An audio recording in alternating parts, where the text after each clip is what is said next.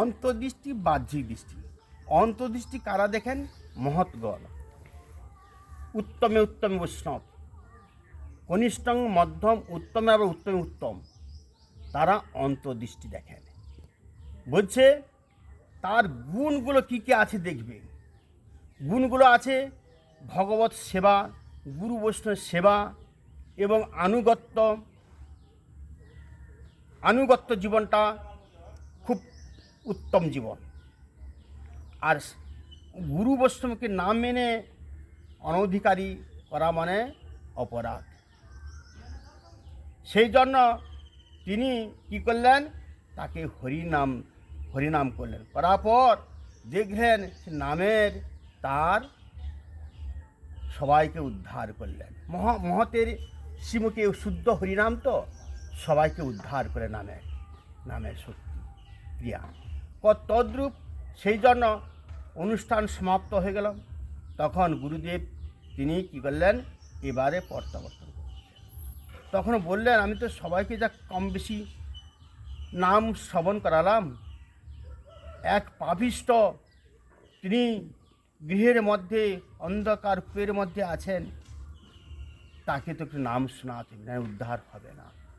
তিনি জোর জার করে তিনি তার গৃহে দরজার মধ্যে দাঁড়িয়ে থাকলেন। কিছুক্ষণ পরে তিনি বলে, সবাই তো চলে গেছেন, এবারে তিনি দরজা থেকে বেরিয়ে এলেন। বেরোনোর পর তাকে বললেন, তুমি একবার কৃষ্ণ নাম করো। সে কিছুতে করবে না। জবরদস্তি করার পর অনিচ্ছায় অশ্রদ্ধায় বা কৃষ্ণ নাম করেছিলেন।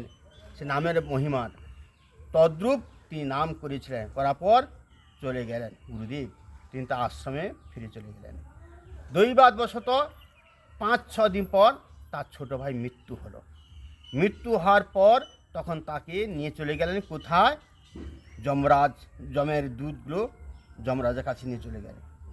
তখন তার ফাইল আছে, সেই ফাইলটিকে তিনি কি করলেন? আহ্বান করালেন। দেখলেন এই ফাইলের মধ্যে এত পাপ করেছে, এর কোনো উদ্ধারের পথ নেই, এর নরক গতি, অনন্তকাল নরক গতি, বেয়ানো এত পাপ করেছে। তদ্রূপ তিনি তখন কি করলেন?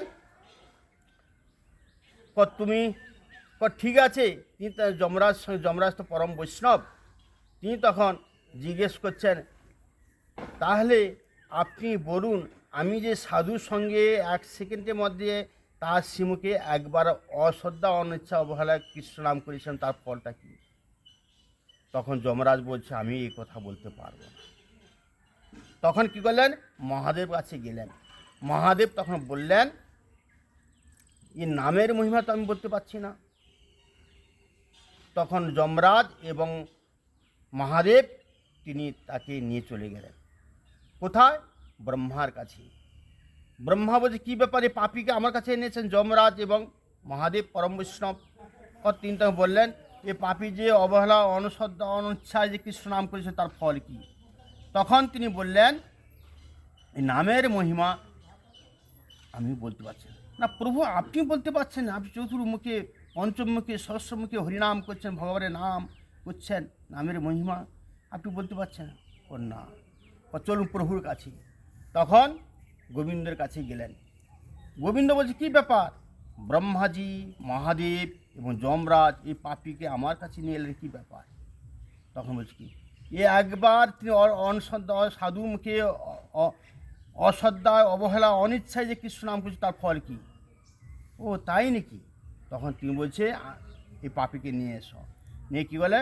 বলছে, আমার প্রাণ স্বরূপ তোমার হৃদয়ে সদা গোবিন্দ বিশ্রাম, গোবিন্দ কহেন মম বৈষ্ণব প্রাণ। আমার যিনি ভগবানের আমার কৃষ্ণ নাম করেছেন, তিনি আমার প্রাণ স্বরূপ। সেই জন্য বলছেন এই কথা, প্রভু কহে কহিলাম এই মহামন্ত্র, ইহা জপ গিয়া সবে করিয়া নির্বন্ধন, ইহা হইতে সর্বসিদ্ধি হইবে সবার, সর্বক্ষণ বল বিধি নাই আর। পৃথিবীতে যত আছে দেশ গ্রাম, সর্বত্র সঞ্চার হইবে মোর নাম। ভারত ভূমিতে হইল মনুষ্য জন্মজাত, জন্ম সার্থক